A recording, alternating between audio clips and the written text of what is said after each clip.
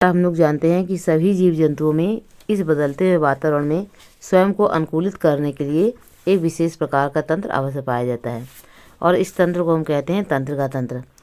अब चूंकि शरीर को सदैव एक समान दशा में या होम्योस्टेसिस बनाए रखने के लिए हमें जो है हमेशा वातावरण के हिसाब से चलना होता है। इसके लिए तंत्रिका तंत्र और अंतःस्रावी तंत्र एक साथ मिलकर के कार्य करते हैं। तंत्रिका तंत्र है क्या? यह विशेष प्रकार की कोशिकाएं होती हैं, उनसे बना हुआ तंत्र होता है। मनुष्य के तंत्रिका तंत्र के अंतर्गत 3 प्रकार के भाग इसमें आते हैं। एक होता है आपका केंद्रीय तंत्रिका तंत्र, जिसमें एक मस्तिष्क और मस्तिष्क की पूंछ यानी कि स्पाइनल कॉर्ड इसके अंतर्गत आती है।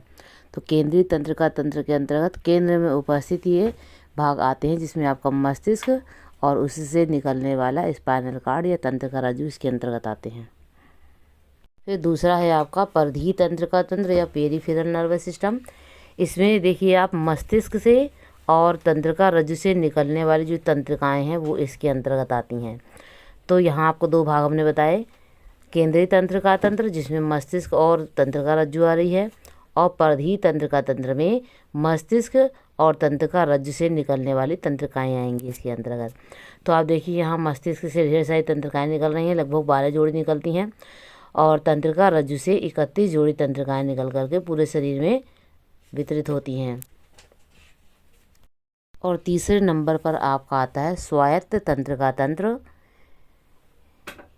तो यह 2 प्रकार से कार्य करता है, या कुछ हद तक काफ़ी अपने तरह से कार्य करता है। जैसे मान लीजिए किसी आंतरिक क्रियाओं को घटाना है या बढ़ाना है, शरीर को समन्वित रखने के लिए विभिन्न प्रकार की क्रियाओं का नियंत्रण करना है। जैसे आप मान लीजिए दौड़ रहे हैं और दौड़ते समय आपको पता है कि हार्ट बीट बढ़ जाती है, श्वसन दर बढ़ जाती है, तो इनको बढ़ाने का कार्य आपका स्वायत्त तंत्र का तंत्र करेगा। उसके बाद जब आपने दौड़ना बंद कर दिया है तब भी ये स्थितियां बनी ना रहें, ये सामान्य स्थितियों में पहुंच जाएं, तो यह कार्य भी जो है आपका स्वायत्त तंत्र का तंत्र ही करेगा।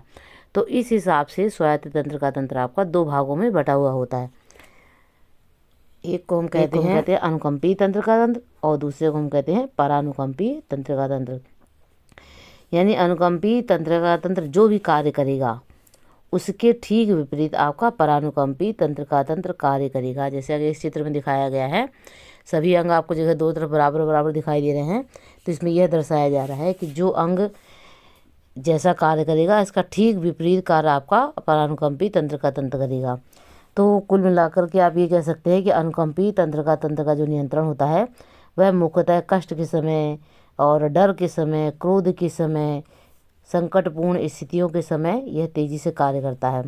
और आपका परानुकंपी तंत्र का तंत्र जो होता है वह आराम, सुख, विलास आदि के समय जो है ज़्यादा सक्रिय रूप से कार्य करेगा। अब जैसे देखिए अनुकंपी तंत्र का तंत्र जो है, अगर मान लीजिए आँखों की सीलियरी पेशियों को ये दूरदृष्टि के लिए शिथिलित कर रहा है, तो परानुकंपी तंत्र का तंत्र इसका जस्ट उल्टा कार्य करेगा और निकट दृष्टि के लिए आँखों की पेशियों को यह संकुचित करेगा। इसी प्रकार से अगर अनुकंपी तंत्र का तंत्र हृदय स्पंदन दर को बढ़ा रहा है, यानी आप दौड़ रहे हैं तो स्पंदन दर आपकी बढ़ रही है, तो परानुकंपी तंत्र का तंत्र क्या करेगा? स्पंदन दर को घटाएगा। अनुकंपी तंत्र का तंत्र अश्व ग्रंथियों को शांत करेगा, जबकि परानुकंपी तंत्र का तंत्र अश्व ग्रंथियों को उत्तेजित करने का कार्य करता है। अनुकंपी तंत्र का तंत्र लाल स्रावण को कम करेगा, तो परानुकंपी इसको बढ़ाएगा। श्वसन अंगों को फैलाने का काम अनुकंपी तंत्र का तंत्र करेगा, तो परानुकंपी तंत्र का तंत्र श्वसन अंगों को सिकोड़ने का कार्य करेगा। रक्त दाब को बढ़ाने का कार्य करेगा अनुकंपी तंत्र का तंत्र, तो दूसरी ओर परानुकंपी तंत्र का तंत्र इस दाब को घटाने का कार्य करेगा। अब देखिए रक्त दाब बढ़ाने से क्या होता है, जैसे मान लीजिए रक्त दाब बढ़ गया, तो अगर मान लीजिए किडनी में रक्त दाब बढ़ जाता है तो यूरिन की मात्रा का ज़्यादा स्राव होने लगता है, और अगर रक्त की मात्रा का घटाव हो जाता है तो यूरिन की मात्रा कम उत्पादित होगी। इसी प्रकार से रक्त दाब के बढ़ने से शरीर में विभिन्न क्रियाओं पर विभिन्न असर पड़ता है। तो ये कार्य बढ़ाने का कार्य कौन कर रहा है? अनुकंपी तंत्र का तंत्र, और घटाने का कार्य कौन कर रहा है? परानुकंपी तंत्र का तंत्र। इसी प्रकार क्रमाकुंचन दर को घटाना, यहाँ पर देखिए क्रमाकुंचन दर को घटाने का मतलब है कि पाचन तंत्र की क्रियाओं को निष्क्रिय करना या धीमा करना। तो यह कार्य कौन कर रहा है? अनुकंपी तंत्र का तंत्र। तो इसी प्रकार से अनुकंपी तंत्र का तंत्र ही क्या करेगा? यकृत और अग्नाशय के स्त्रावण को भी कम करेगा और रुधिर में ग्लूकेगान के स्त्रावण को बढ़ा करके ग्लूकोज की मात्रा को बढ़ा देगा। जबकि आपका परानुकंपी तंत्र का तंत्र क्या करेगा? क्रमाकुंचन दर को बढ़ा देगा और यकृत और अग्नाशय के द्रव को स्त्रावित करने का और सामान्य कर देगा। इसी प्रकार से इंसुलिन के स्त्रावण को बढ़ा करके रक्त में ग्लूकोज की मात्रा को कम कर देगा। इसके अतिरिक्त अनुकंपी तंत्र का तंत्र क्या करेगा? अधिवृक्क ग्रंथि से एड्रेनालिन और नॉर एड्रेनालिन दोनों के स्त्रावण को बढ़ाएगा। यानी कि आपको जैसे बताया है कि अनुकंपीय तंत्र का तंत्र कष्ट के समय, डर के समय, क्रोध के समय तीव्रता वाले कार्यों में कार्य करता है। इस कारण से आपका जो एड्रेनालिन है और नॉर एड्रेनालिन इन्हीं दोनों कार्यों के लिए विशेषीकृत होते हैं। तो यह इसके स्त्रावण को बढ़ाने का कार्य करेगा, तभी विभिन्न क्रियाएं बढ़ पाएंगी। जबकि आपका परानुकंपी तंत्र का तंत्र इन क्रियाओं के शांत होने पर एड्रेनालिन और नॉर एड्रेनालिन को स्त्रावण को घटा देगा। इसके अलावा मूत्र एकत्रीकरण के लिए यह मूत्राशय को फैलाएगा, अनुकंपी तंत्र का तंत्र। और जबकि मूत्र उत्सर्जन के लिए मूत्राशय को सिकोड़ने का कार्य आपका परानुकंपी तंत्र का तंत्र करेगा। फिर श्वेत ग्रंथियों में पसीना अधिक निकले, इसके लिए आपका अनुकंपी तंत्र का तंत्र कार्य करेगा। यानी आपको गर्मी लग रही है तो अनुकंपी तंत्र का तंत्र जो है पसीने की मात्रा को बढ़ाने के लिए श्वेत ग्रंथियों से पसीना स्रावित करेगा। इसके अलावा एनस या गुदा की पेशियों को सिकोड़ने का भी कार्य करेगा। एनस की पेशियाँ जब सिकुड़ेंगी तो मल का स्रावण बढ़ेगा और यह जो क्या करेगा? परानुकंपी तंत्र का तंत्र गुदा की पेशियों को फैलाएगा ताकि वहाँ मल का एकत्रीकरण हो सके।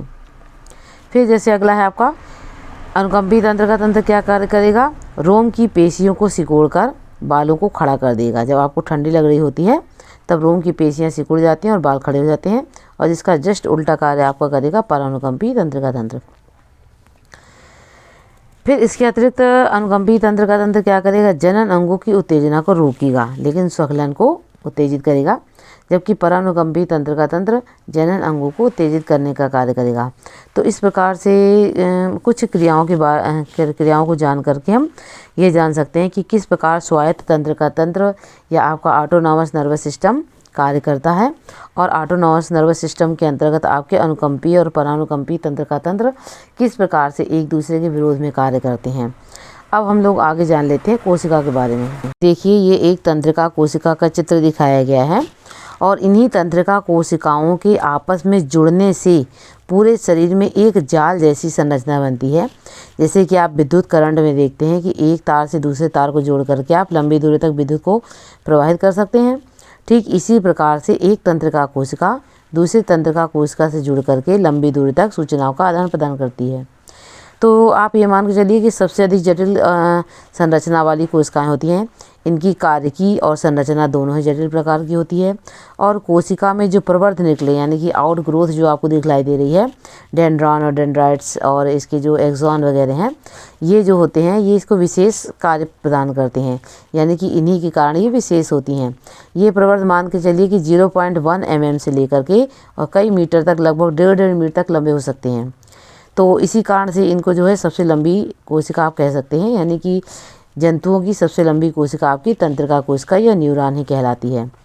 तो इस कोशिका में मुख्य रूप से 3 भाग होते हैं। मान के चलिए कि बीच वाला जो सबसे बड़ा गोलाकार भाग है जिसको हम कहते हैं कोशिका काय या साइटॉन, और इसमें जो लंबा प्रवर्ध आपको दिखलाई दे रहा है उसे हम कहते हैं एक्सॉन या वृक्षाव कहते हैं। और ऊपर की ओर जो छोटी छोटी जड़ों समान संरचनाएं दिखलाई दे रही हैं ये डेंड्रॉन और डेंड्राइट्स कहलाते हैं। कोशिका काय या साइटॉन वाले भाग में लगभग कोशिका के सभी अंगक या ऑर्गेनेल्स पाए जाते हैं। इसके साथ साथ इसमें बहुत सारे निश्चल की कण पाए जाते हैं और मान के चलिए कि छोटे छोटे तंत्रिका तंतुक भी पाए जाते हैं जो काफ़ी मात्रा में इसके चारों ओर व्यवस्थित होते हैं। तो यहाँ पर जो भी सूचनाएं आती हैं वो सबसे पहले एक्सॉन गिरिका या एक्सॉन हेलिकॉक में आती है और यहाँ पर कुछ समय के लिए एकत्र करके रखी जाती है। ये सूचनाएं लाने का कार्य जो है ये डेंड्रॉन और डेंड्राइट्स के अग्रभाग करते हैं। तो इसी कारण से इनको आप कह सकते हैं अविवाही प्रवर्ध या एफरेंट प्रवर्ध कह सकते हैं।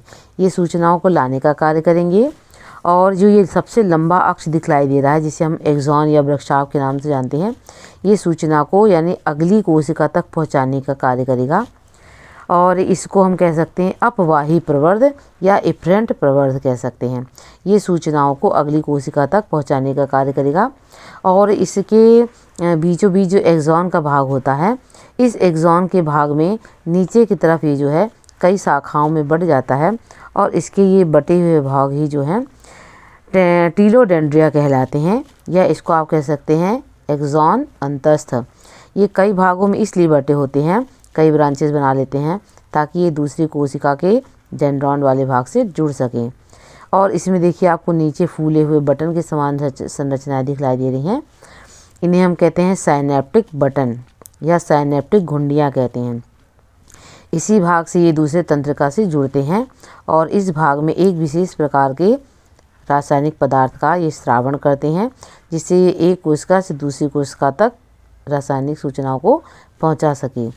इसके अतिरिक्त देखिए एक्सॉन के चारों ओर एक थोड़ी सी मोटी संरचना टाइप की दिखलाई दे रही है, इसे हम कहते हैं माइलिन शीथ।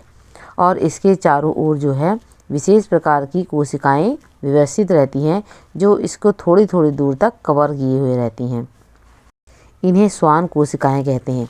यानी एक श्वान कोशिका काफ़ी लंबी होकर के और कुछ दूरी को कवर करके एक्सॉन को घेरे रहती है।